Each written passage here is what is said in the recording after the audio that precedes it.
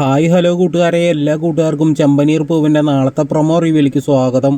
സച്ചിയാണെങ്കിൽ ചന്ദ്രമതിനെ തന്നെ ഇങ്ങനെ നോക്കി നിൽക്കാൻ കേട്ടോ സുഹൃത്തുക്കളെ. പിന്നീടാണെങ്കിൽ ചന്ദ്രമതി എണീറ്റിട്ട് പറയാണ്, എനിക്ക് ഇപ്പോഴാണ് ഓർമ്മ വന്നത്, ഇവൾ ഉണ്ടാക്കി വെച്ച ആ പൈനാപ്പിൾ ജ്യൂസ് എടുത്ത് ഞാൻ കഴിച്ചിരുന്നു എന്ന് പറയാണ്. പിന്നീടാണെങ്കിൽ രവിയേട്ടൻ പറയാണ്, ഞാൻ ആർക്കും പൈനാപ്പിൾ ജ്യൂസ് കൊടുക്കാൻ വേണ്ടിയിട്ട് ഉണ്ടാക്കാനൊന്നും പറഞ്ഞിട്ടൊന്നുമില്ല എന്ന് പറയാണ് കേട്ടോ. അപ്പോൾ രേവതി അയ്യോ എന്നിങ്ങനെ തലയിൽ കൈ വയ്ക്കുകയാണ്. പിന്നീടാണെങ്കിൽ സച്ചി ചോദിക്കുകയാണ്, എന്താ രേവതി ഇതൊക്കെയെന്ന് ചോദിക്കുകയാണ്. അത് പിന്നെ സച്ചിയേട്ടാ, ഞാനാണ് സച്ചിയേട്ടന് തരാൻ വേണ്ടിയിട്ട് പൈനാപ്പിൾ ജ്യൂസ് ഉണ്ടാക്കിയത്. ആ ഒരു പൈനാപ്പിൾ ജ്യൂസിലാണെങ്കിൽ മരുന്നുണ്ടായിരുന്നു. മരുന്ന് എന്ത് മരുന്ന്? അത് പിന്നെ സച്ചിയേട്ടൻ്റെ കുടി നിർത്താൻ വേണ്ടിയിട്ട് ഒരു ചേച്ചി തന്ന മരുന്നാണ്. അത് ഞാൻ ഒഴിച്ചിട്ടുണ്ടായിരുന്നു. സച്ചിയേട്ടൻ വന്ന സമയത്ത് ഞാൻ അങ്ങോട്ട് വന്നപ്പോൾ അമ്മ അതെടുത്ത് കുടിക്കുകയാണ് ചെയ്തതെന്ന് പറയാൻ കേട്ടോ. അപ്പോൾ സച്ചിക്കാണെങ്കിൽ അയ്യോ എന്താ രേവതി എന്നൊക്കെ പറയാൻ കേട്ടോ.